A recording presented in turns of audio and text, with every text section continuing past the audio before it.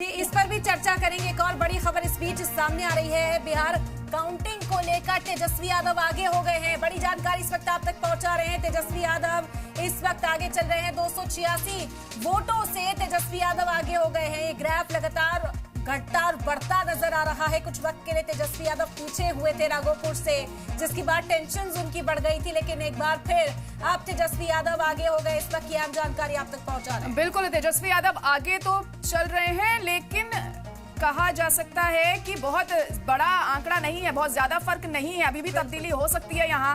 और अब सीधे न्यूज रूम में चलते हैं। हमारी साथी सहबा इस वक्त जुड़ चुकी है वहां से। सहबा, अभी क्या कुछ रुझानों में देखने को मिल रहा है? क्या इनपुट्स आपके पास से मिल पा रहे हैं?